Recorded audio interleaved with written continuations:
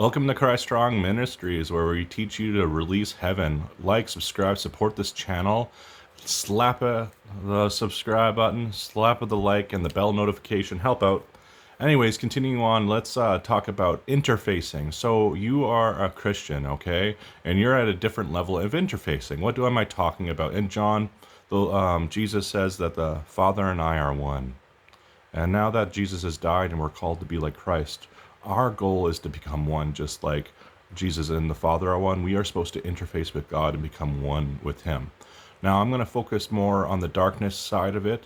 But let's go into it. So, the goal of the Holy Spirit is like a little seed inside of you that has infinite possibilities, but you need to water grow it for it to more or less grow to a point where you become interfaced with the Lord and become one with Him. That is the overall goal.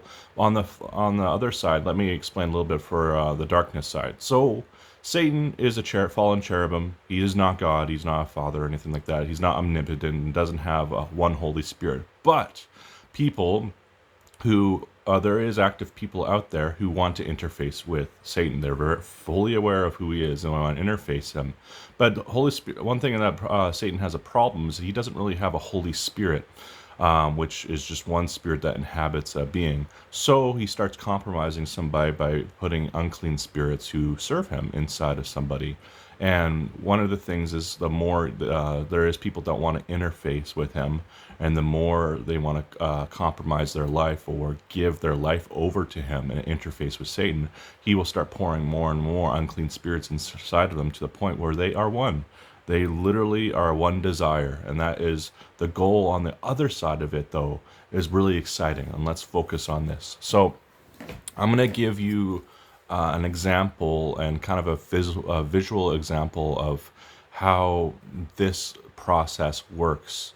Okay, so let's imagine Europe. Everyone has seen a picture of Europe in their mind. And the beaches in Normandy are in northern France. Let's go back to World War II and just imagine a giant icon of the Nazi or swastika symbol on top of Europe. And they owned it all. But let's talk about D-Day. D-Day was when the beaches were taken. It was a foothold or a beachhead on the beaches of Juneau and Omaha and other beaches. But I want you to imagine you becoming a Christian or someone else becoming a Christian, and they have a foothold or a beach created, and that is the Holy Spirit as a seed coming into your life. But the goal is Berlin, okay? And there is going to be multiple battles of reclaiming that land for the Allies, okay? You have all the supplies of the Allies, and what that is the innuendo of the resources of heaven are at your command, but you have the beaches right now. And every single time you are in prayer over your life, you are praying for the perfect will of God over your life because you're trying to interface and become one with Him. But the goal is Berlin.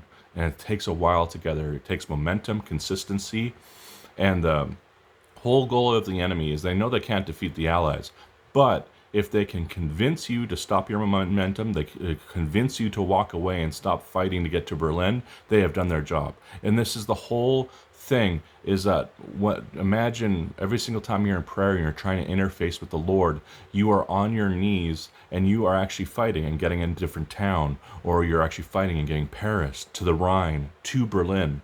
But if you do lose, let's say you lose a town or you lose some land, because when they were fighting, it was back and forth quite a bit, actually. They're losing land and gaining land. Don't fret. You maybe had a bad day, you maybe had a bad week, a bad month, or a bad year, okay? But you're not out of the game. Get back in it. Get back interfacing with the Lord, because there is an end point.